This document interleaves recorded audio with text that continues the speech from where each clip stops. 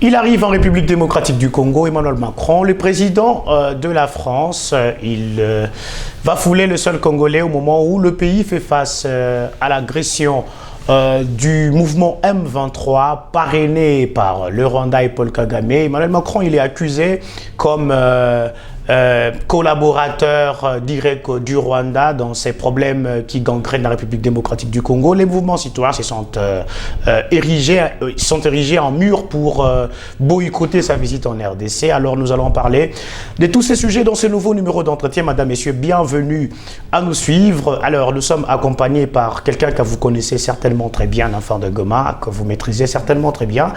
Il s'appelle Sankara Bin Kartoumoua, à qui j'ai dit bonjour. Bonjour, cher journaliste. Ça va? Ah, Dieu fait grâce, ça évolue vraiment. C'est un plaisir pour nous de te recevoir sur le plateau de MTT Télévision, question de changer sur la République démocratique du Congo. Quelles sont vos premières impressions? Le plaisir est d'abord partagé. Parce que c'est ma première fois d'être ici dans vos installations. Et nous pensons que ça ne sera pas la dernière fois. Jusque-là, je pense que le Congo aura encore besoin de ces dignes fils qui vont parler pour les intérêts. Et c'est pourquoi je dis, nous pensons que ça ne sera pas la dernière fois. Merci beaucoup. Alors, on va directement entrer dans l'entame de notre sujet de ce matin. Le président français arrive en République démocratique du Congo dans le cadre de sa tournée africaine. Vous êtes, je rappelle ici, que vous êtes un militant acharné de la lucha, vous vous êtes approprié cette lutte, vous êtes parmi les figures emblématiques de ces mouvements citoyens, la lucha en République démocratique du Congo. Alors vous, qu'est-ce que vous pensez de la visite, de la tournée africaine de Emmanuel Macron? Tout d'abord, merci de me poser cette question. Ce qu'il faut signaler à l'opinion internationale, c'est quoi? Emmanuel Macron, le président de la France, il a joué un rôle qui est très capital pour qu'il y ait la levée de l'embargo qui pesait sur le Congo. Ce qui veut dire que, en droit international, dans la politique, il n'y a pas des amis. Ce ne sont que des intérêts qui comptent. Et nous, c'est là où nous sommes en train de dire, Emmanuel Macron, si il a joué un rôle très capital, ce n'est pas parce que nous avons des bons yeux, ou pas parce que nous savons comment danser à la musique. Mais c'est parce que seulement il y a les intérêts du Congo qui pesaient. C'est là où la France, avec Emmanuel Macron, il a joué un rôle très capital. Et c'est là où nous sommes en train de lui dire que Emmanuel Macron, il est le bienvenu à la République démocratique du Congo. Tout simplement parce que nous croyons que les problèmes de la aide du Congo, ce n'est pas la France. Mais les problèmes de la aide du Congo, ce sont les dirigeants. Ce sont les dirigeants qui sont incapables de nous faire la sécurité à l'est de la République. Donc, tous ces mouvements-là que nous sommes en train de voir récemment, je crois d'ailleurs hier, on a barricadé les routes à Madjengo et consorts. C'est pour une première fois que vous ne soyez pas dans le clic. Moi, je suis étonné, sincèrement. Tout ce qu'il faut dire, c'est quoi? La population est déjà mature. Notre population de Goma a toujours compris des messages qui vont à son avantage. Ces mouvements citoyens que vous êtes en train d'appeler, ils ont appelé à une ville morte. Mais moi, je ne sais pas quelle ville morte où les écoles peuvent étudier, quelle ville morte où toutes les institutions de la province peuvent fonctionner comme normal.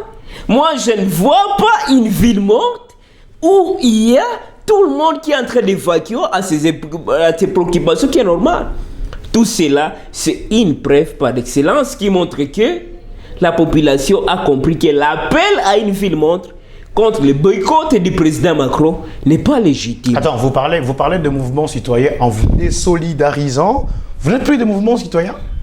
Nous sommes des mouvements citoyens. Parce que vous avez dit ces mouvements citoyens-là. Ouais, parce que les mouvements du citoyen où je suis, moi personnellement... La lucha n'était pas dans les clics. Non. Et vous-même, vous savez que quand la lucha prend la val des choses, tout doit bouger. Mais pourquoi tout n'a pas bougé? Parce que la lucha des renommées n'était pas dedans. Donc, on peut affirmer ici. Donc, vous pouvez affirmer à nos téléspectateurs que la lucha est pour l'arrivée d'Emmanuel Macron en RDC. La lucha est pour que la France doit continuer de jouer un rôle qui est très capital pour la pacification de l'Est de la République. Comme il a joué un rôle très capital pour la levée de l'embargo qui pesait sur nous. La France... Allez-y. Permettez. La diplomatie a échoué depuis 2003. Aujourd'hui, nous sommes en 2023. Mais tant que le peuple est descendu dans la rue, tant que le peuple a mis les pressions, ensemble avec la diplomatie, la France a compris que cet embargo doit être relevé. Ce qui veut dire qu'en politique, il n'y a pas d'amis. En politique, ce n'est que le jeu d'intérêt. Et c'est ce que nous sommes en train de dire. Parce que nous sommes de ceux-là qui croient que la France n'est pas en train de dire à Tshisekedi de même ne pas terminer les phénomènes 40 voleurs. Nous sommes à ceux qui croient que Tshisekedi soit incompétent pour pacifier l'Est de la République. Mais nous sommes que de ceux qui croient que si une fois on a un président capable, si une fois on a un président compétent, il peut pacifier le reste de la République. L'histoire nous renseigne quoi? À l'époque du président Mobutu, tous les pays du Grand Lac craignaient les maréchals Mobutu. Tout simplement parce qu'on avait au tête de la République un président qui est fort. On avait au tête de la République un président qui était capable d'assurer la sécurité à l'intérieur de son pays. Alors, vous avez parlé ici tantôt de cette diplomatie. Vous avez parlé de la pression d'abord populaire dans la rue, mais vous avez également épinglé la diplomatie. Donc, quand on parle de cette diplomatie, on peut dire qu'aujourd'hui, la lucha est d'accord avec la diplomatie agissante du président Tshisekedi, qui aussi a fait de sorte que la France, selon vous, puisse peser de tout son poids pour que l'embargo sur les armes soit enlevé. Pour nous, les mouvements citoyens, nous croyons quoi? Nous devons réorienter nos actions. Non, vous êtes maintenant d'accord avec la diplomatie agissante du chef de l'État. Qu'est-ce que cela veut dire, réorienter nos actions? Quand il y a les coupeurs de route, est-ce que c'est la France qui est en train de dire ça? Quand il y a le phénomène 40 Vaudelaire, quand nous sommes en train de manquer de l'eau, de l'électricité à Kassika, à Majengo, à Keshero, est-ce que c'est la France qui est en train de dire ça? Nous pensons que cela n'est pas la question. Mais la question, qui est à la tête de la République? C'est ça la vraie question. Mais c'est la diplomatie de cette personne qui est à la tête de la République qui a fait de sorte que... Ce qui veut dire quoi? Oui. En politique, c'est quelqu'un qui a d'intérêt. Nous, la République démocratique du Congo, même si nous allons dire on doit arriver, on doit refuser l'arrivée d'Emmanuel Macron en RDC. Pourquoi la RDC elle-même a accepté l'invitation de la France? Un pays prétendant qu'il est en train de l'agresser. Pourquoi Tshisekedi lui-même n'a pas refusé l'invitation de la France? Ça, c'est la première question. La deuxième question, nous croyons qu'en politique, ce n'est qu'un jeu d'intérêt. Alors, en politique, si des intérêts pèsent quels sont des pays extérieurs, tu vas boycotter. La politique n'est pas de religion. La politique ne fonctionne pas avec la morale. Ce qui nous donne les garanties de dire que si les Rwandais donnent les intérêts qui sont favorables que celles de la République démocratique du Congo, qu'est-ce qui nous manque d'augmenter plus d'intérêts que celles du Rwanda? Alors, pour que la France soit favorable à notre politique. Sankara, attends. Vous avez parlé de intérêts en politique. Et aujourd'hui, d'abord, est-ce que vous pouvez l'affirmer ici qu'aujourd'hui la France commence à se montrer favorable à la RDC? Tout c'est une question des intérêts. C'est que je dis au terme de ces intérêts. Parce que, pardon, on va arriver. Sankara Nissa. Ça va très bien. On va aller petit à petit. Vous avez dit ici que la France a joué un grand rôle pour qu'on enlève le régime de notification sur les armes en RDC. Vrai ou faux? Vrai, d'accord.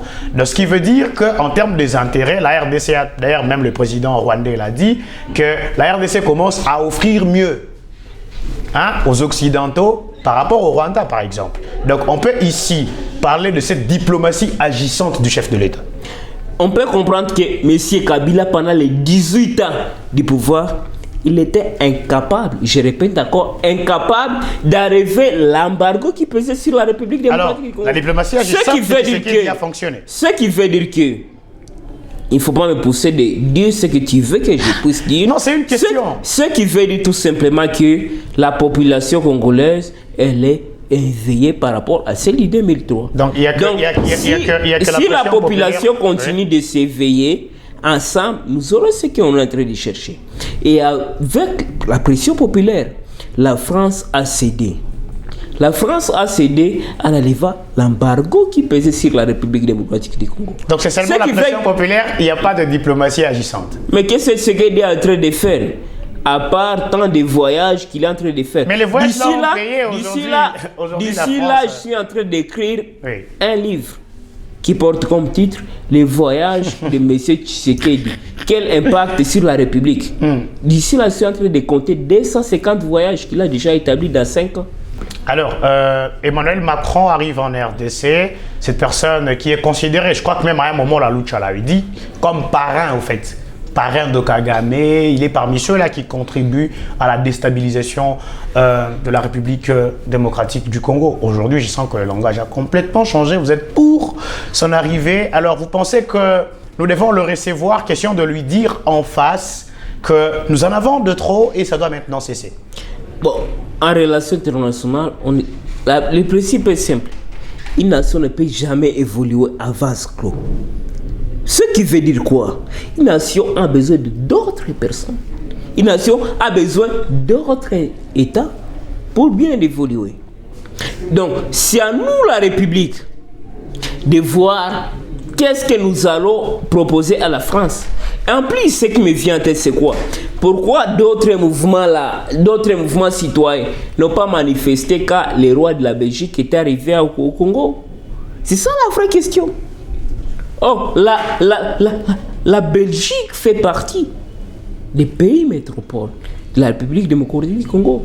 Quel père qui peut assister sous silence complice quand il est en train de voir son enfant est agressé par les ennemis? Alors, la France est en train d'assister sous silence complice. Pourquoi ces mouvements citoyens-là que vous êtes en train de me parler n'ont pas manifesté?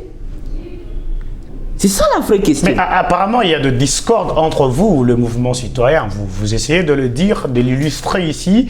Vous n'avez pas les mêmes buts, apparemment, parce que là, vous parlez de ces mouvements citoyens-là. Si on avait les mêmes objectifs, nous tous, on serait Lucha. Nous tous, on serait... Pourquoi pas vous tous, vous serez Filimbi? Pourquoi seulement la Lucha? Bien sûr, c'est ce que j'ai dit.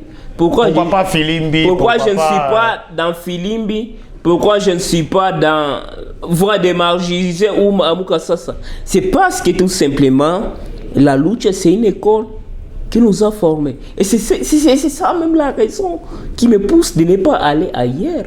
Ce qui veut dire que le simple fait que les noms ne sont pas les mêmes, cela veut dire que la philosophie c'est différent. Alors, parce que la lutte n'autorise pas quelqu'un qui sera un politicien de faire des fois à la même façon. Mais il y en a d'autres mouvements dont je cite Génération Positive et autorise qui peut intégrer la politique et le mouvement en le mettant en mouvement citoyen. Mais la lutte n'autorise pas ce genre de choses. Donc, si une fois, je répète encore, si une fois j'attends la politique, je ne serai pas éligible pour représenter la lucha. Ça va arriver. On va arriver là-bas. Alors, on va un tout petit peu parler de ces slogans.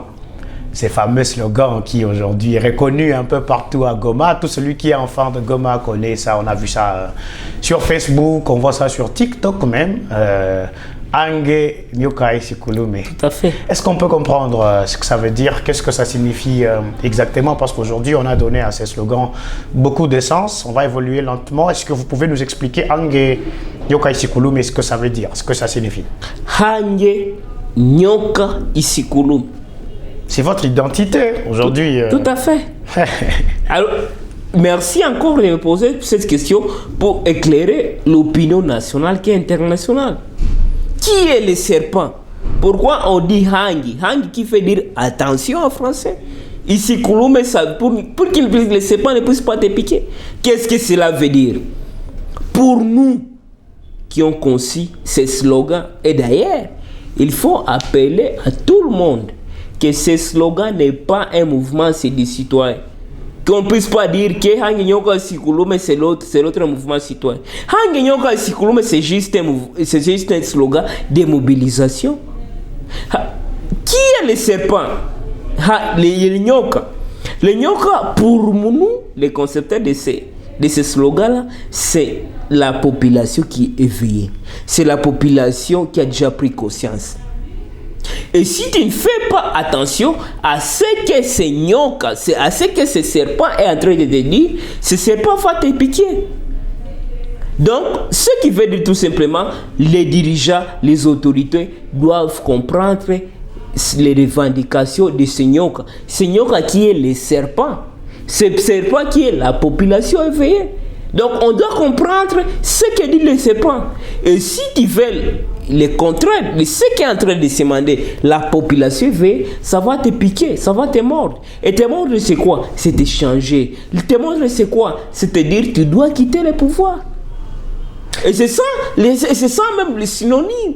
Les Hangenyoka Isikulumi. Donc, pour dire, si tu es autorité, si tu es dirigeant, tu dois faire attention, tu dois comprendre ce que les nyoka, qui est la population éveillée, est en train de te dire. Alors, comme Kabila n'a pas, le président Kabila n'a pas compris. Le serpent l'a mordu. Le serpent l'a mordu et le serpent l'a changé. Et tu sais qu'il dit aussi, doit comprendre ce que le serpent est en train de dire. S'il ne fait pas attention, il ne va pas briguer un deuxième mandat. Laissez pas valer de mort. Alors, rentrons dans votre dernière mobilisation populaire que vous avez fait. On a vu Hangenyoka Isikulumi, mais vous avez lancé une série de manifestations pour une semaine. Malheureusement que vous avez arrêté après 3 jours de manifestations. Au cours de ces manifestations, nous avons eu les gens piller certains biens appartenant aux personnes ayant la morphologie de Tutsi et consorts, et on a donné un autre sens à votre slogan Hangenyoka Isikulumi. Il y a certaines personnes qui disent que c'est une manière de stigmatiser la communauté Tutsi. On dit que vous êtes aujourd'hui parmi les miroirs, les gens en fait, les gens qui prônent la haine contre cette communauté. Vous leur considérez comme le serpent et consorts, raison pour laquelle on tue les Tutsis aujourd'hui. Qu'est-ce que ça vous fait? Comment vous vous sentez au fait, lorsqu'on parle de tout cela? D'abord, ça me fait très mal. Parce qu'il y a personne qui peut être content quand on est en train de lui injurier. Aujourd'hui, nous sommes parmi les personnes, si on peut classer les personnes qui sont mieux injuriées en 2023, je crois que c'est celle le deuxième. Tout simplement parce que la population n'a pas compris notre slogan. Mais aussi, je suis dans la lucha. La lucha, c'est un mouvement qui prend la non-violence. Si une fois, je serai en train de lancer chaque fois le message de la non-violence, je serai déjà chassé dans ce mouvement. Mais pourquoi aujourd'hui je ne suis pas encore chassé dans ce mouvement? Parce que ce mouvement a compris que tout ce que j'ai fait n'a rien à voir avec la haine. Donc, c'est cela où nous sommes en train de dire. Toutes ces personnes qui sont en train de créer des histoires derrière les noms de Sankara Binkwatuma, ce sont les personnes qui sont en train de chercher comment ils seront nourris par le gouvernement de Paul Kagame. Ce sont les personnes qui sont en train de chercher comment ils seront exilés ailleurs. Mais je n'ai jamais été aîné avec les Tutsis. Parce que je sais bien que ces mêmes Tutsis sont victimes du gouvernement du peuple de M. Paul Kagame.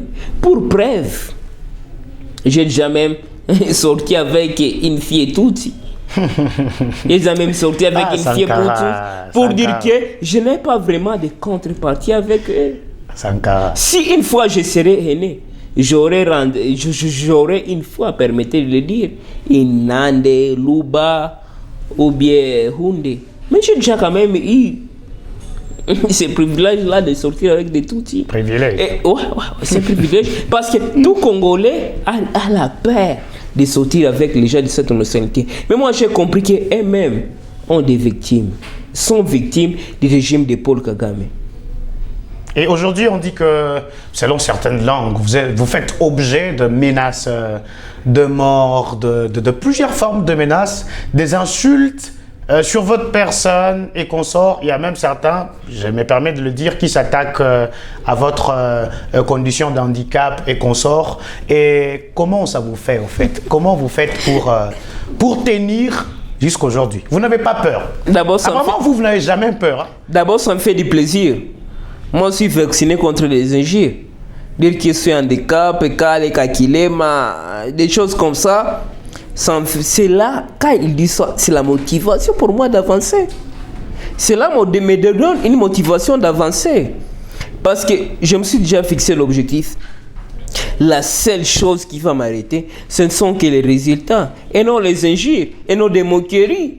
Parce qu'on injurait ma mère, on m'injurait moi-même dès les bas âges. Mais jusqu'à ce que nous sommes là où nous sommes, on a supporté tant de choses.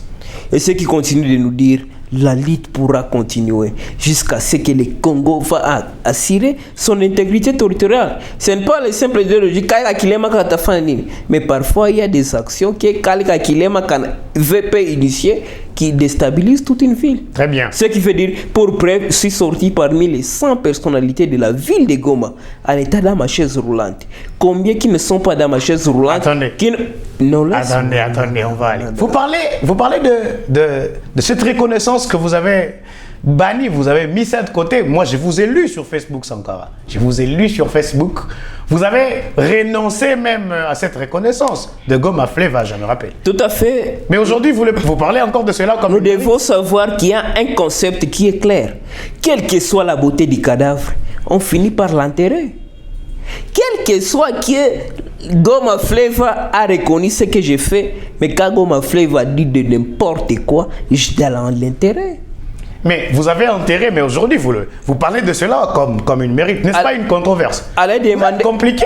Allez demander à Goma Fleva. Ils sont en train de dire, tu as mal compris ce que nous on a dit. Ah, ils sont venus négocier. Pas négocier, mais Goma Fleva, ils sont venus pour éclairer leur mobile. Quand je prends leur mobile, je vois leurs arguments qu'ils ont dit. Ah, Sankara. Très bien. Alors, il y a un changement considérable que nous sommes en train de constater ces derniers temps. Je connaissais Sankara avant. Parlons d'abord de ton style. Il y avait peut-être le monnier libéré à la tête. Il y avait toujours le t-shirt, la lucha. Mais depuis un certain temps, on sent de l'élégance. On sent que le style commence à beaucoup évoluer. Qu'est-ce qui se cache derrière? Est-ce qu'on peut savoir? Qu'est-ce qui se manigance? Est-ce qu'il y a un message qui est caché derrière le changement de ce style? Bon. Je sais, on va arriver, mais soyez un peu... Est-ce qu'il y a quelque chose qui se cache derrière? Bon, tout d'abord... Et surtout qu'on est en 2023. Attends. Mais comment tu es comme ça? Allez-y. Mais on doit comprendre que, si je ne me trompe pas, si ce n'est pas Aristote, c'est quelqu'un d'autre qui avait dit que l'homme était fruit du changement. Quand on avait 3 ans, 2 ans, on portait des cache-couches. Mais aujourd'hui, on ne porte plus des cache-couches, on porte d'autres choses. Ce qui veut dire qu'on est en train d'évoluer.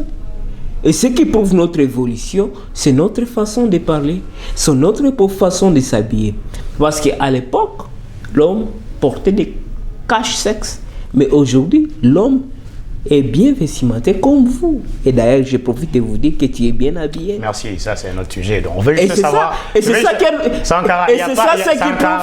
ça qui prouve que nous aussi, Sankara. on est en train d'évoluer. Sankara. Parce qu'Albert Einstein a dit que l'homme... C'est moi qui ai posé la question, j'ai dit c'est bon. Mais je continue de répondre. Non, j'ai dit que c'est bon. J'ai eu ce que je voulais entendre. Parce que je veux juste savoir, il n'y a pas de message caché derrière ces changements de style, par exemple.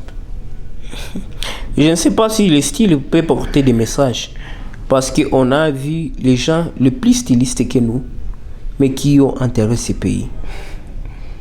Ouais, on a vu les gens en veste qui ont tué ces pays pendant 18 ans. Okay. Mais ce que nous pouvons dire, c'est quoi?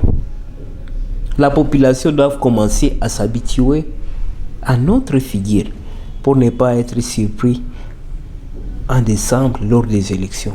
Attendez. Pour ne pas être surpris en décembre lors des élections, Sankara en ville de Goma, il y a un vent qui souffle. Je crois que vous aussi, vous l'avez vu, vous l'avez senti. Beaucoup de jeunes, beaucoup de camarades, beaucoup de personnes se proclament petit à petit comme candidats lors des prochaines séances électorales. Et vous également, selon certaines langues, nous avons appris que d'ailleurs bientôt vous allez jeter l'éponge dans la lutte citoyenne parce que vous voulez Vous voulez aller à l'Assemblée nationale pour représenter la ville de Goma. Est-ce qu'on peut l'affirmer? En fait, si une fois cela pourrait arriver, je sais que tu aimes bien du football. Prenons l'exemple. Dans les mouvements citoyens, j'étais en train de jouer à la défense. Et si une fois, je change de poste, toujours dans les mêmes équipes qui est le changement, je veux partir à l'attaque pour marquer des buts. Parce que tout simplement, je vois que les attaquants qui étaient là n'étaient pas en train de faire ce que nous, les défenseurs, on était en train de dégager pour qu'ils marquent. Donc, un sage est celui qui dit les choses au moment opportun. Quand cela sera arrivé, tu seras le premier que je vais contacter. Que mon cher, je change de casquette politique. Je pense que je peux changer les combats que je suis en train de faire dans la lucha, dans la sphère politique. Vous êtes journaliste d'investigation. Vous êtes prétendant quand même.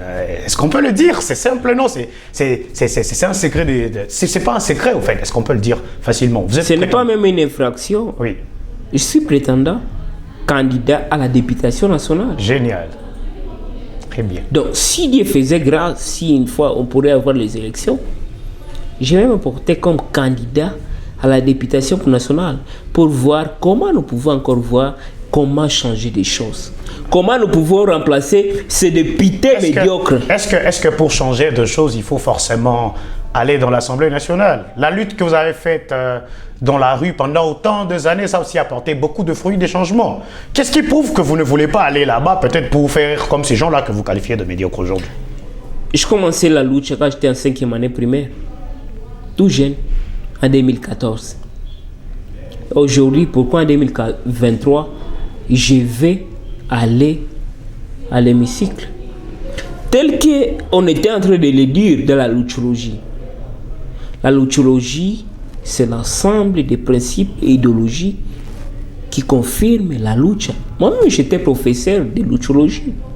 Mais nous devons comprendre une chose. La lucha, c'est une école. Si tu as déjà appris à quoi sert de laisser au bas de l'école. Moi-même, j'étais professeur de luchologie. Moi-même, j'ai enseigné les principes de la lucha. Si j'ai déjà appris les principes de la lucha, à quoi sert de laisser au bas de l'école? Parce que la lucha, c'est une école. C'est ce qui fait que nous pensons qu'on doit aller dans d'autres instances pour influencer notre idéologie, pour changer ce que nous, on pensait.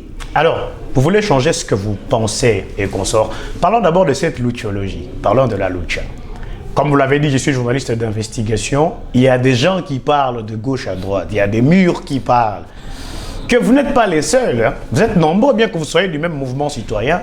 Vous êtes nombreux, vous voulez tous aller à l'hémicycle pour changer des choses. Pourquoi il n'y a pas un consensus entre vous? Il y en aura peut-être, je ne sais pas, mais en ces pareils instants que vous êtes là, sur ces plateaux, il y a des gens qui disent qu'il y a Sankara, il y a messieurs tel, il y a messieurs tel qui veulent aller à l'hémicycle pour chercher les changements. Pourquoi pas une seule personne? Tout d'abord, ce qu'il faut dire, c'est quoi? Bien sûr, peut-être que je ne serai pas le seul jeune qui va postuler comme député national. Nos candidatures seront déposées en juin. Jusque-là, il y a des pourparlers qui sont en cours avec tous ces jeunes. Nous devons voir si nous partons en ordre dispersé, on peut perdre de nos voix. Donc, il y a des consensus qui sont en cours. Donc, la lucha, c'est plus un mouvement citoyen, c'est devenu comme un parti politique où on commence à discuter à l'interne sur qui on va envoyer. Ici, je parle comme Sankara bin Kartouma. Nous sommes en train de voir Gel Mamoulaka. Est-ce que tu ne pourrais pas voir toi et Sankara? Ici, je parle avec Aspin. Ici, je parle avec tous les jeunes qui sont ambitieux. Parce que ici, je ne parle pas comme lucha. Ici, je parle... En votre nom propre. En mon nom propre. Parce que si pas encore sorti de là, tout ce que j'ai dit, ça cadre avec la lucha. Mais nous sommes en train de voir tout le monde. Toi-même, tu as 10 personnes qui t'acceptent comme un leader. Toi aussi, toi aussi, toi aussi. Alors, comment nous pouvons conjuguer nos efforts ensemble? Nous sommes dans les phases de pourparlers. Pour preuve, je ne suis même pas encore adhéré dans un parti politique. Et quand je le ferai, vous serez invités pour communiquer à l'opinion. Mais et vous allez vous plier aux idéologies des autorités morales, finalement. Vous allez vous plier. C'est comme ça que ça se passe en RDC. Quand on adhère dans un parti politique, on se plie. Pourquoi vous ne voulez pas partir comme indépendant? Vous n'êtes pas sûr de vous. Avec ce système auquel nous sommes, les indépendants n'ont pas tant de chances de gagner les élections. Alors il faut se plier. Il faut se plier aux idéologies de l'autorité. Or, on ne postule pas pour perdre les élections. On postule aussi pour gagner les élections. Moi, si je m'engage pour être candidat, ce n'est pas pour perdre les élections, c'est pour gagner les élections. Très bien. Perdre les élections, c'est une exception.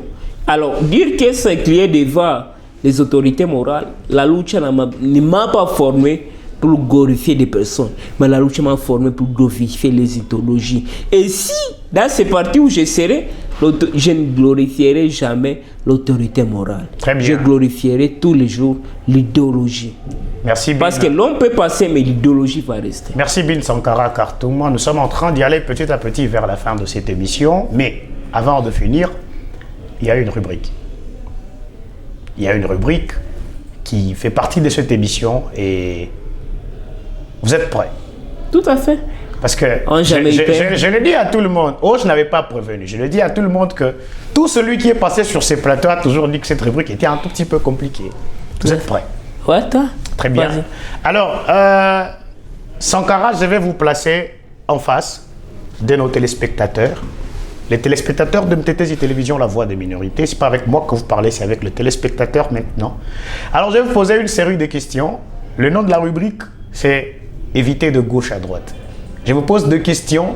Vous répondez directement et brièvement.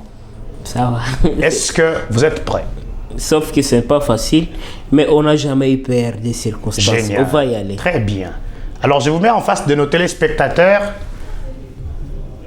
Sankara, vrai ou faux, que vous avez affirmé sur ces plateaux aujourd'hui que la France a joué un grand rôle dans la levée du régime de notification sur les armes en RDC?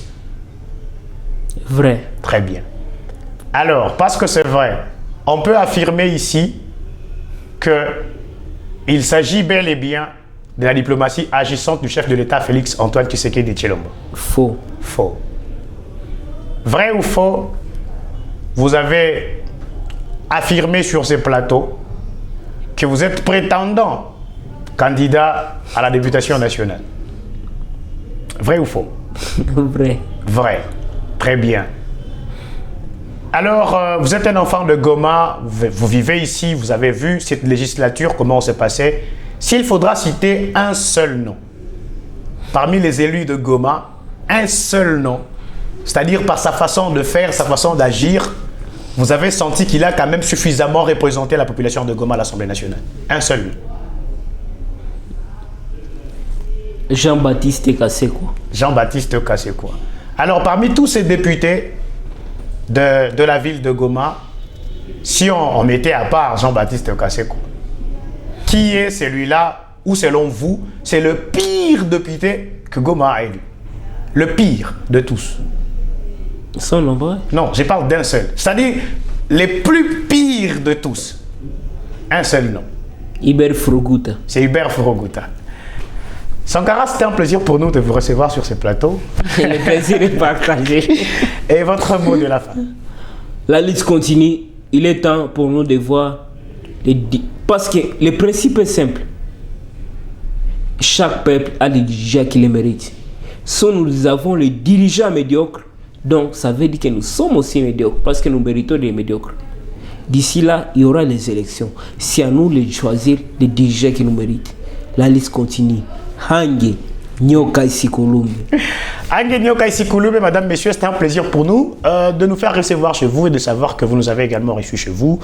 Nous étions avec Sankara Bin Kartouma et nous vous promettons prochainement de retourner sur ces plateaux avec une autre figure, question de changer sur les sujets d'actualité en République démocratique du Congo. Quant à moi, je prends déjà congé de vous. Je dis grand merci à Samim Bouffouni, le PDG de MTTZ Télévision. Je dis merci à Blaise Lissandele qui a réalisé cette émission et nous prenons congé de vous. On se voit très prochainement.